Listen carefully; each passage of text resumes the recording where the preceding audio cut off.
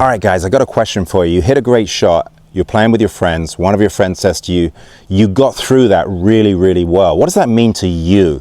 Or you say to perhaps somebody else who hits a good golf shot, you got through that great. I hear that all the time when I'm playing. If you're like most golfers, getting through the ball is associated only with the body.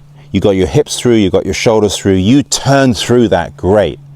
Unfortunately, your body isn't connected to the golf club. And I think that's where most people get very, very confused when it comes to the release of the golf club. This video is called The Release Paradigm for a reason. I want to disrupt a little bit. I want to interrupt the circuit board that's between those ears. We're going to write a new program. We're going to keep it very, very simple. That is my #1 rule. But I need you to understand, in the golf swing, we articulate the wrists, we swing the arms, and we pivot the body. That is a golf swing, okay? You do too much body, you're going to have a problem. You do all wrists with no body, you're going to have a problem. It's really trying to get that marriage between everything in a harmonious, rhythmical motion. Those are the good golfers that play in your group, okay? When we talk about most golfers, they're under the assumption that they have to leave their arms at the start line and spin their body to more speed. Unfortunately, the arms in the golf swing travel a lot further than the body. If the arms are traveling further, they need to move faster than the body in order to sequence correctly. Now, I talk about this a lot on my channel. I like to talk about the arms working like an elevator in a building. They're responsible for the verticals. The body, of course, is responsible for the horizontals. What I see is a body that's moving too fast, and I see wrists and arms that are moving too slow. My jam is recreational golfers, okay? Guys that want to get out there on the weekend, they want to play better golf, they don't want to think about it too much, and they're struggling. The harder they swing, the shorter they hit it, okay? They throw everything at the golf ball, throw the kitchen sink at the golf ball here. You know, they're firing that right side through, coming up on their toe. The ball's going miles to the right. It's got no snap. There's no speed. You know, I can stand here, literally face you, turn the other way, right, and just swing my arms, literally not even move my body. And that's a nice little high draw out there with an 8-iron. It's coming back, just hit the ground. So about 150, 160 yards with an 8-iron. I didn't even pivot my body, all right? Now, that's not how I want you swinging a golf club. But it's a great example of how creating speed in the golf swing with the wrists and arms is a beneficial thing. There's no question in my mind that moving the golf club faster in this part of the golf swing with the arms relative to the speed the body's turning is what most golfers are missing. So when we talk about the release of the golf club, when we talk about getting through the golf ball, the way I look at getting through the golf ball is the golf club, is the club head matching up to the shaft at the point of collision? I mean, do we have the club head way ahead of the shaft at the point of collision? Or are we driving it way too far forward? In either case, we're going to get poor results. The objective here is to have the butt end of the club return back towards us at the point of collision. Then it switches direction. So the butt end of the golf club is going from this direction to this direction, and then in the opposite direction in a fairly short space of time. And if it is, you're creating more club head speed. What we don't want to be doing here is spinning our body, leaving the arms at the start line, and then trying to turn our hips to move our arms. And that's what I want to talk about. You see, the hips don't move the arms any more than the shoulders move the arms, okay? It's the arms that move the arms, guys, all right? With the support of the body. It's really that simple. How many of you just swung a golf club back and through with your arms? Literally, just nice and relaxed, feet close together. Hinge, unhinge, rehinge, up, down, and back up. Look at that. My body's responding. I'm not even thinking about firing my body here. All I'm doing is getting this golf club pointing back towards me. I feel my wrists actuating. I feel the golf club swinging freely. And then I'm going to let my body respond. Let's go ahead and do that again. Really straightforward, okay? Go back. And there we go. Now I can do that all day long. I've got very little stress on my body there. I'm going to move my arms a little faster. I can create a little bit more speed. There we go. Woo, that's out there. So there's my 8-iron. Yeah, maybe 150 to 160 yards. I want to hit it further. I'll move my arms a little bit faster. All right, now here's the deal. That was very fast. That's 160, 165 yard 8-iron. I'm been doing this a long time, okay? I can move my arms faster and disassociate my arms from the pivoting motion of my body. What that means, if I say to you, move your arms faster, what you're going to do instinctively is spin, thinking that this moves this. The trick here is to keep your back to the target as long as possible.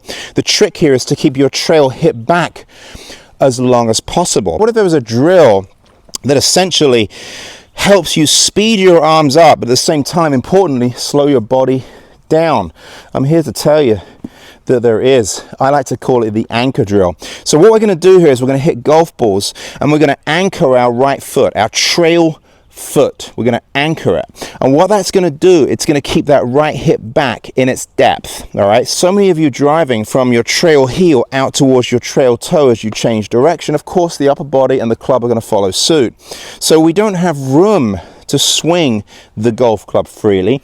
All good intention here. There's my release, guys. Okay. I'm not dropping the club behind me and the club stuck in here with the butt end of the club over there any more than I'm throwing my body over there. I'm going to stay facing you as my arms de-elevate and reposition. I've got to get that golf club down. I've got to get it off my body, not keep it pinned up against me. Okay, so we're going to go ahead and keep the upper body back, keep the right hip back, and allow the arms to drop. So you can see here as I approach impact, look at how my legs are nice and quiet. What I've not done here is driven my right knee and hip and shoulder forward and leave the club behind. What I'm doing here is actually allowing my arms to work down and trying to stall the spin phase.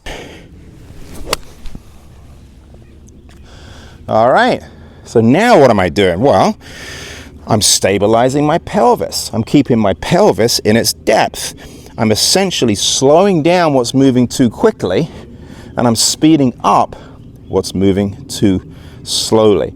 That is going to help you with your swing sequence. I cannot tell you, it doesn't matter whether you're a young junior who loves to fire the lower body and leave the arms at the start line, or a recreational golfer, or a senior that spins their upper body and leave their arms at the start line. It's different, but it's the same basically. So let's do the same thing. Keep that right foot anchored. Allow the club head to rehinge on the opposite side of my body. Anchor drill. Really, really good there. So the anchor drill helps keep the knees back. It helps keep the pelvis back. Rather than driving from my trail heel out towards my toe, I'm remaining somewhat back at the point of collision. All right. The lead knee at impact shouldn't be moving towards the golf ball. I'm going to say that again. The lead knee shouldn't be moving out. Okay, what we've got here is a situation where as we change direction, we have a little bit of pressure moving to the lead side. All right, you might see it flex just a fraction. That's about it, guys. The job of the lead knee at this point here, okay, is to not get in the way of the arms. All right, so what I like to feel, instead of trying to fire my hips, I like to feel a bit of pressure towards my lead heel as I release my arms. There we go. How much space do we have underneath us when I do that? Look at the space I've got here. I'm not trying to fire my hips. All that does is have me early extend my body. For those of you that are coming out of it, stop trying to fire your pelvis. It's not helping you. Just feel the pressure through the ground, okay? Keep your knees back. Keep your right hip back. Keep your lead knee back, okay? There's a theme to this drill, no question about it. My lower body, everything's staying underneath me here. I really feel that club slinging past my body there. It's a wonderful feeling to not be late as I approach the golf ball. It feels so good to actually feel the club head releasing freely past my body, and then I look up and I'm hitting it dead straight. To me, that's how you get through a golf ball. When someone says to me, I got through the ball, I'm not thinking about turning and spinning my body to get through it for the rest of the round, which is what messes everybody up, of course. What I'm thinking about here is allowing the club head to swing past my body, allowing my wrist to rehinge past the golf ball and keeping my lower body underneath me. This is why anchoring the trail foot, at least to the point of collision, is such an incredible drill for the release. All right, I hope this makes sense. As far as full shots are concerned, all we've got to do here, if we want to progress from this drill right here, the anchor drill, all we do here is allow that trail foot to start to come up after impact through here, and I'm going to start to let it come up. Can you see this? Very naturally, it moves up, it graduates as I swing through the golf ball. I do not want this all happening when the club is back here. It's a disaster if we do that. So let's keep that trail foot down to the point of collision, and then we'll let it move. There we go. Happy with that.